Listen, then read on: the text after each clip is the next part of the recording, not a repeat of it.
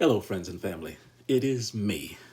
Someone recently reached out to me and said, Jamie, I've been following you for quite some time, but when it comes to social matters, where are you? Your voice needs to be heard too. And upon reading that message, it reminded me of some of the things that I've been reading within the scriptures.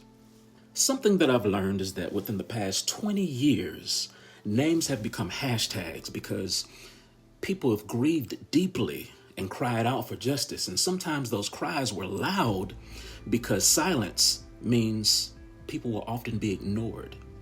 But pain is not exclusive to one group. People from every background mourn, protest, and wrestle with injustice differently because pain itself is universal. Psychologists call this in-group, out-group bias. This is the tendency to protect those that we see as our people while dehumanizing others. This bias can trick us into believing that we are fighting for justice while actually fueling cycles of anger and division. When we pause and remember that every person is created in the image and the likeness of God, it becomes very much harder to celebrate someone else's suffering, even if you disagree with them. Think about this. David, Solomon's father, modeled this when he refused to gloat over Saul's death. Saul was his lifelong enemy. God even judged Edom for rejoicing over Israel's downfall. So to gloat over another's misfortune is to play the avenger and to step into the place of God, who alone is the judge. And this is where the cross speaks. Jesus' cross was not positioned to the far right and not to the far left. It was in the middle.